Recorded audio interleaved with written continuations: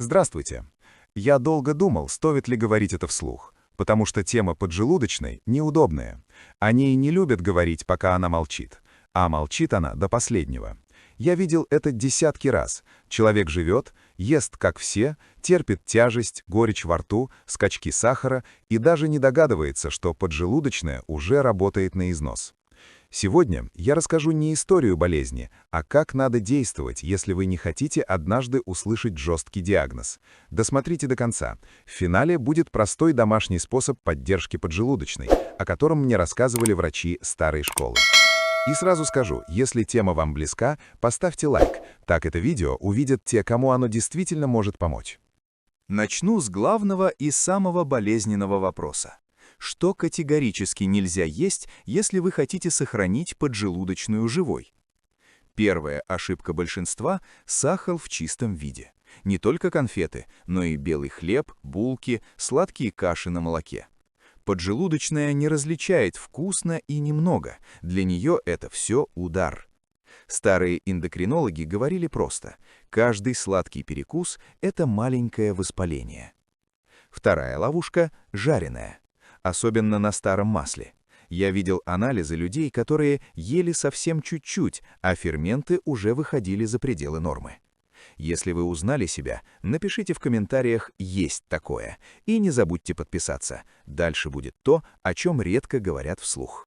Но самая коварная ошибка – еда без режима. Поджелудочная любит тишину и предсказуемость. Старые врачи учили – лучше простая еда по часам, чем деликатесы вперемешку. Когда человек ест поздно вечером, на ночь, да еще с алкоголем по праздникам, поджелудочная не отдыхает никогда. Именно так она стареет раньше времени. И вот тут важный момент интриги. Есть продукты, которые считаются полезными, но при проблемах с поджелудочной они вреднее сала. О них я скажу чуть позже, ближе к середине видео. А сейчас напомню, лайк и подписка помогают продвигать честный контент без крика и обмана. Теперь о том, что делали раньше, когда не было модных детоксов. Старые терапевты начинали всегда с простого – снятия нагрузки. Один из способов, который применяли дома – овсяный отвар. Не хлопья быстрого приготовления, а цельный овес. Рецепт простой. 1 стакан овса промыть, залить 1 литром воды, варить на слабом огне 40 минут, затем настоять еще час. Принимать по половине стакана 3 раза в день за 20 минут до еды, курсом 14 дней. Это не чудо, а мягкая поддержка. Поджелудочная любит мягкость. И если вы сейчас думаете «слишком просто», именно на этом многие и срываются. И еще один момент, о котором редко говорят – движение без фанатизма. Старые врачи советовали упражнение «медленное дыхание животом». Лежа на спине, одна рука на груди, другая на животе. Медленный вдох через нос, живот поднимается. Выдох через рот, живот опускается. 5 минут утром и вечером. Это улучшает кровоснабжение органов брюшной полости. Простая физиология, никакой мистики. Многие недооценивают это, а зря. Дальше я расскажу, какие продукты маскируются под здоровые, но разрушают поджелудочную, и покажу еще один забытый рецепт. Не уходите. И если полезно, поддержите видео лайком. Продолжим разговор спокойно, без запугивания. Есть продукты, которые годами считались правильными, но при проблемах с поджелудочной они работают как тихий яд. Первый из них – обезжиренные молочные продукты. Старые врачи говорили, когда жир убрали, химия осталась. Поджелудочная вынуждена выделять больше ферментов, чтобы переработать такой продукт, чем при небольшом количестве натурального жира. Особенно опасны обезжиренные йогурты с добавками. Человек ест для здоровья, а сахар и ароматизаторы делают свое дело. Если вы когда-нибудь удивлялись, почему после легкой еды тяжесть, вот ответ. И если тема откликается, напомню, подписка и лайк помогают не потерять это видео среди шума. Вторая скрытая угроза – частые перекусы. Горсть орехов, яблоко, печенье к чаю – вроде бы мелочь. Но для поджелудочной это постоянная команда «работай». Старые гастроэнтерологи учили, орган должен иметь паузы. Минимум 3-4 часа между приемами пищи, иначе ферменты выделяются хаотично, воспаление становится фоновым. Я видел людей без диагноза, но с постоянной усталостью и скачками сахара. Причина была именно в этом. Дальше я расскажу о простом домашнем настое, который использовали еще в деревнях для поддержки поджелудочной. Он не модный, зато проверенный временем. Речь идет о льняном киселе. Старый рецепт, который назначали не аптекари, а врачи земской школы. Готовится просто. 1 столовая ложка семян льна на 300 мл воды, варить 10 минут на слабом огне, затем настоять 30 минут. Процедить. Принимать теплым по 100 мл утром и вечером за 30 минут до еды. Курс 10 дней, затем перерыв. Этот кисель обволакивает слизистые, снижает агрессию ферментов и дает поджелудочный шанс выдохнуть. Это не лечение, а поддержка, и именно в этом его сила. Простота часто работает лучше дорогих схем. Теперь важный момент, о котором меня часто спрашивают. Кофе. Старые врачи не запрещали его полностью, но ставили жесткое условие. Только после еды и не на пустой желудок. Кофе натощак – прямой сигнал поджелудочной резко выбросить ферменты. Особенно опасно это утром. Если отказаться сложно, лучше заменить первую чашку на теплую воду или слабый отвар ромашки. Рецепт простой. 1 чайная ложка сухой ромашки на стакан кипятка. Настоять 10 минут. Пить медленно. Многие отмечали, что уже через неделю исчезает утренняя горечь во рту. И это не совпадение. И вот здесь мы подходим к интриге, о которой я обещал в начале.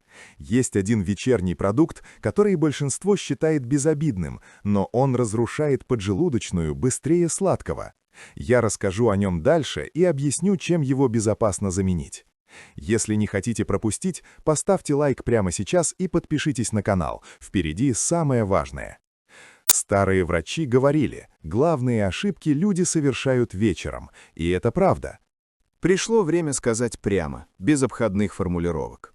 Тот самый вечерний продукт, о котором я говорил, творог на ночь. Многие удивляются, потому что годами слышали «полезно», «белок», «кальций», но старые врачи предупреждали, плотный белок вечером – серьезная нагрузка для поджелудочной, особенно после 18-19 часов. Орган должен готовиться к отдыху, а не к переработке сложной пищи. Я видел, как у людей с идеальным ужином из творога и йогурта утром был высокий сахар и тяжесть. Безопасная замена – теплый овощной отвар или запеченное яблоко без сахара. Просто, но поджелудочная за это благодарит. Теперь о том, что делать, если поджелудочная уже дает сигналы. Тянущая боль слева, вздутие, слабость после еды. Старые врачи начинали не с таблеток, а с разгрузочных дней без голодания. Один из вариантов – день на гречке и теплой воде. 3-4 небольших приема пищи без соли и масла. Это не диета, а пауза. Поджелудочная в такие дни снижает активность, уменьшается воспалительный фон. Делали такой день раз в 7-10 дней. Главное правило – никаких экспериментов и усилений. Орган не любит резких движений. Отдельно скажу про травы. Здесь важно не увлекаться. Старые врачи чаще всего рекомендовали сбор из ромашки, бессмертника и мяты в равных частях. 1 столовая ложка сбора на 400 мл кипятка. Настоять 20 минут. Пить по половине стакана 2 раза в день после еды, курсом не более 14 дней. Этот сбор мягко снимает спазм протоков и улучшает отток. Но всегда подчеркивали, если есть камни или острые боли, сначала врач. Мудрость старой школы была именно в осторожности, а не в громких обещаниях. Есть еще один забытый момент – положение тела после еды. Старые терапевты запрещали сразу ложиться или садиться, сгорбившись. Лучше спокойная прогулка 10-15 минут или просто ровная осанка. Это улучшает работу всей брюшной полости. Простое упражнение. Медленно встать, выпрямить спину, сделать 5 глубоких вдохов носом и длинных выдохов ртом. Без напряжения. Делать после еды. Многие смеялись над этим, пока не замечали, что исчезает вздутие и давление под ребрами.